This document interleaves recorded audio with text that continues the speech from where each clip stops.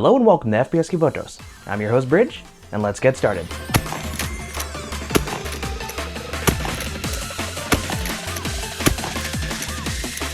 It's been quite a while. I hope you guys have been well. I've been doing pretty well. Working on more projects and stuff like that. I've got more stuff down the pipeline. This might go a little bit up a little bit earlier. I'm not entirely sure, but be ready for more to come. Regardless of all that, we're going to start with talking about one of the newest additions to the game as of late. And honestly, I'm quite a big fan of her, and seeing the gun that she has is really cool. She likes to work on trains and has a pair of twins that she has to deal with. And of course, I'm talking about Aoba and her shotgun of choice, which is the Winchester Model 1897 trench gun. This is a very, very classic shotgun used in the trenches of World War I as well as the trenches of World War II, and these days mostly used for hunting and stuff. Oh well, at least for a time they were used for hunting. But these are a very, very iconic shotgun, and they have a lot of history about them, and I'm very happy to not own it myself per se. It's being borrowed. The actual owner of this shotgun is my cameraman and best friend C99. He gave me the opportunity to basically do the funny things to his gun. Thankfully they're not super cosmetic, so if he really wants to take them off the end of the day, he could. As usual, we'll talk about the similarities and differences between mine and the in-game gun and speak about their battle animations. Let's move straight into the similarities. So there's actually not that much different from the base version of the shotgun. However, there is a lot of different variations of the shotgun considering how long it's been around. So the original Winchester 1897 was the trench gun variant. The one that most people know has the little heat shield on here, and I believe is a 18-inch or 18.5-inch barrel. And obviously, it being a Winchester gun, there is a lot of different variations of it. Like I mentioned, there's a World War I version, there's a World War II version, there's all the different civilian ones, and this one in particular is modeled after the Riot version, which is the 21 to 21.5, I believe, inch barrel. Does not have the heat shield or anything like that, and the biggest differentiation between the World War I and World War II versions is the way they're taken down. As you can see here, these are actually two parts. You can actually take off the barrel if you just twist it after you take off a couple other things. You can twist it off and pull off the barrel, and this whole entire assembly here. The World War I variant was just the complete thing, essentially. But as I mentioned, this is a Riot version. Now, when we actually bought this, we bought this at a gun show. It was actually, we were looking for this specifically, and I already knew that it was going to be the Riot version, the 20-inch version, and we were hoping that even if we didn't find the right version, we could find one of the longer ones. I believe they're like 30-inch for, you know, hunting and stuff like that. And at the end of the day, if we had to cut down the barrel to be 20 inches, we would have done that. However, when we got there, this was just sitting there. It was already 20 inches. The person that actually owned it before us, they already did the honors of cutting it down to be a Riot version. The guy was really nice old gentleman, told us exactly what it was, and you know, everything about it, because there's a lot of different, like I mentioned, there's a lot of different versions. There's also a Chinese version of the shotgun, basically a copy, and considering its historical value, it's really easy also to get your hands on the heat shield, so people are trying to make, you know, fake recreations of the World War I shotgun because how, you know, sought after they are, and so they can go for a pretty penny. I've seen ones that go for like $2,000 before, and it's ridiculous, but we got a really nice deal. I was actually going to ask him to bring it down to $800, but he straight up just looked at the price. It said $875. He's like, you know what, $800 out the door. And I was like, you know what, that's exactly what I was going to say anyway. So it turned out perfect, and it was, like I mentioned, it was already cut down to what we needed it to be, and I could not have asked for a better deal. But moving on from all that history mumbo jumbo, when it comes to the similarities, really the only thing that she has different about it is the stock and the sticker. There's one other thing, which is the bolt is supposed to be like a bronze color. Winchester 1897 shotguns have a very unique action that is not replicated a lot, so it's kind of a monster to take apart. I have actually never taken apart the actual bolt assembly because I don't want to try to put that back together. And if you know, obviously if you watch or play any World War I content and you know about this shotgun, the most interesting thing is that yes, it has an actual hammer here that you can cock back. If you wanted to, you could cock it back, and it's just so, like, watch this. Look at that. That is so interesting. It's so different, and that's the one thing I really like about World War One era guns and World War II era guns and just older guns in general, because everybody was just seeing what worked. These days, everything's modernized. There's AR-15, AR-15 derivative, you know, Glock derivatives, stuff like that. They're all streamlined, and they make sense. They work. You know, that's exactly what they need to do. They need to work, and if it's simple, that's perfectly fine. I just miss unique actions, the uniqueness of different gun manufacturers doing the most batshit crazy stuff to, you know what? If it works, it works. You know what? Doesn't matter how much it costs. And it's just, stuff like that is just super cool to me. And this is the epitome of that, at least currently. One of the kind of downsides of this action is that if you hold your, hold your hand up a little bit too far, when you go to rack it, you will smack the shit out of yourself really badly and potentially even cut yourself. So you just gotta be a little bit careful with how you hold it. You gotta hold it a little bit further down like this, and it's just so fucking cool. But I'm getting sidetracked again. So the main similarity is the Highlander sticker, which is right here. Basically just, copy and paste the sticker and enlarged it and managed to get it right there in a nice spot. She has it in a weird, it's like angled a little bit, which is kind of interesting. She actually does have it on both sides of the shotgun, as I've seen, but unfortunately I did not do that because it's not my shotgun, so I don't know if he wants to take them off eventually. But I mean, I have a couple of the stickers, so at the end I could just put the other one on there if I really wanted to. And the other thing is the tape that's right here. I'm very cheap, as many of you know. Obviously I spray paint all of my guns.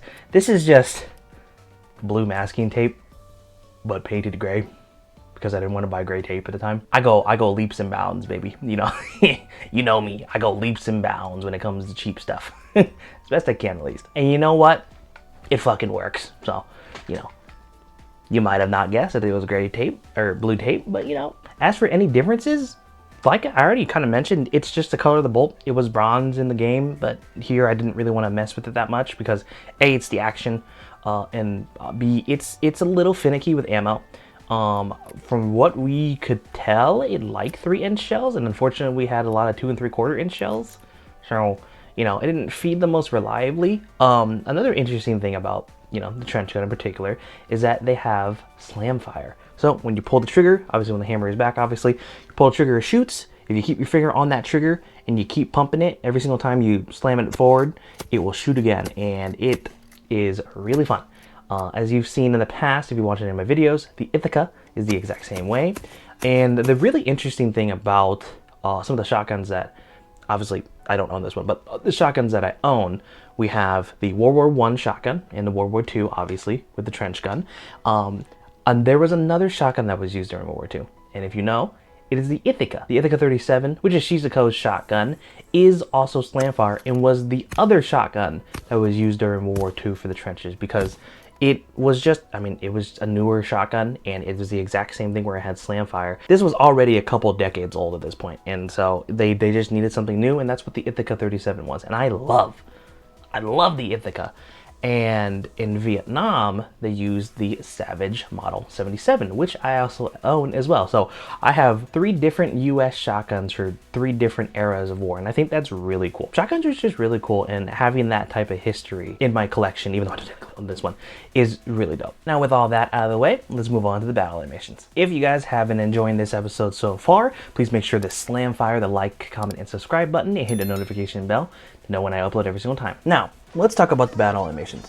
When it comes to the animations, she has obviously her reload and her shooting and her EX skill, as well as her passive skill. When it comes to the reloads, she only has one where she's standing up, and all she does is throw 2 shells back into the chamber and pump again. I feel like that's just pretty typical with shotgun characters these days when it comes to Blue Archive. They don't really care about the amount that they put in. It's just enough to get the animation to play, and then they're back in the action again. But she is pretty quick with it, which is really cool, and I kind of replicated it. Obviously I loaded more than 2 shells most of the time, but it works out for the most part. The 1897 in particular holds 5 in the tube and 1 in the chamber, so making it 6 shots before you need to reload. One of the interesting things I forgot to mention during the explanation part of the gun, when I was cleaning it for the first time, it actually had a PVC pipe in it, which was, I'm assuming, a cartridge stop, not a cartridge stop, but like a limiter essentially for hunting. As I assume the person who used it before us, because it was the hunting version, they used it for hunting. Ooh, context clues. So to put a limiter in it for the amount of shells they wanted to put in there, which was in total 3 So 2 in the tube, 1 in the chamber. They just stuck a PVC pipe in there. When I pulled it out, it was just like, huh, okay, this is interesting. I threw that away a long time ago because I am not going to be using it for hunting because it's also not mine. But regardless of that, the only other thing to mention real quick, because the passive skill is just kind of her getting inspired. When it comes to the JP version of the game, I don't really know what skills do, so forgive me for that. When it comes to the EX skill though,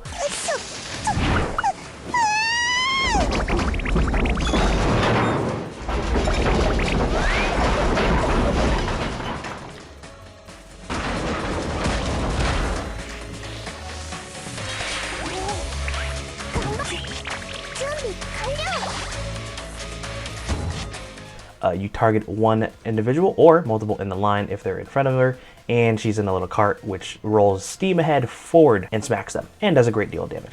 Yeah, it's also really cute. And she also screams. So, but that's really it when it comes to the animations. I'm kind of sad that she doesn't have a slam fire like animation, especially as a striker, because her shotgun does do that. I think it'd be really cool. Now granted, she would just be sonic damage Haruka with the EX skill, but I think it's warranted because she has a slam fireable shotgun. Now granted, Haruka's isn't a slam fireable shotgun, but she just shoots it really fucking fast. I just think it was warranted here. But enough nitpicking, let's move on to the conclusion. As always, thank you so much for watching to the end. This is probably a longer episode, I'm not entirely sure. I really don't know until I finish editing it. Thank you from the bottom of my heart, as always, for liking, commenting, subscribing, and doing everything that you guys do for me. It's been a long couple months. Obviously, Off-Kai is soon, or I already went. I'm not entirely sure when this is getting uploaded, so I'm prepping or have already prepped for that, and so after that, it is for the most part full steam ahead with the channel. There's still some things that home stuff that needs to get taken care of as best they can, but the money that I save for Off-Kai is now being used for other stuff, essentially, whether it be paying the bills off or paying off guns. And I do have a lot of things on the pipeline. I really hope you guys enjoy that. To basically tell you, I have 2 VTuber episodes coming up soon, and I have 2 other character videos coming up soon. The 2 VTuber videos are almost done for the most part. Got most of the firing footage that I need. Need the art and potentially merch. Things are getting a little bit tight with merch. If you guys know everything about tariffs and stuff like that, it keeps getting crazy day in day and out. It's it's insanity. But we might still be doing fan merch. I'm not entirely sure. It all comes out of my pocket when it comes to the fan merch, so I gotta budget it out better, obviously. So I really love doing the fan merch, and I really love doing the VTuber episodes, but I can keep doing the VTuber episodes, but doing the merch every single time can get a little bit expensive, especially if I have to ship overseas, because I don't really want to charge you guys, because if it doesn't show up, it really sucks. Technically have a 3rd VTuber episode, but that one's kind of like in the process of getting the gun for that. It's for someone that's a part of Face Connect. If you've kept up with my socials, which if you haven't, I have my Twitter account right here. Thank you for all the support that's also going on there as well. It's really nice to see and interact with people that, like gun stuff, like Blue Archive and stuff like that, love and VTubers and stuff like that. I'm always there. If I don't upload here, that's where I'm at most of the time, and stay tuned for that. As for the character guns, I have 2 on layaway. I'm not going to spoil it. If you have seen my Twitter account, you do know that I do have stickers ready for one of them. If you're keen die, you know exactly who I'm working on next. And as for the other one, if you know who the 3rd VTuber is, you might have an idea what the gun I'm going to be using for the Blue Archive character first. I've been in talks with some people about potentially doing Cerakoting or, getting engravings done for certain projects, so we'll see how that goes. Really, for the most part, with Off-Kai kind of done or about to happen soon, that's really taken up most of my attention, even though I'm still buying guns for the projects, obviously. It's taken the priority for now, just for a little bit longer. I really love the things that I do with this channel, and I really enjoy and appreciate the support that you all give me, so I'm not gonna let that falter in any way. But sometimes I want to have fun and watch my VTubers, obviously, as you can see with the flags behind me. Oh, yeah, speaking of the 3rd VTuber, I guess you could potentially take a guess with the two flags behind me, but whatever. I kind of forgot about that. But as for the gun, I guess that's what this conclusion was about. It was an absolute blast to make, and I'm really, really glad that we found exactly what we needed the very first stop we made. It was like a 2-3 hour drive to get there, just the hope that something was there, and it was the first booth that we walked up to that had it. I'm like, well, bud, we're gonna just walk around and see what they have else first. We're just gonna buy that and leave. But as I always say, thank you so much for watching. Thank you so much for commenting and all that stuff. I'm really, really, really excited for the future, and I really hope you guys are too. And I really hope you get more unique guns from the Blue Icecraft characters. Well, okay, unique enough that I can actually afford them. That, you know, stuff like that. So stay tuned. But with all that out of the way, I've been Heroes Bridge, and I'll see you guys in the next one.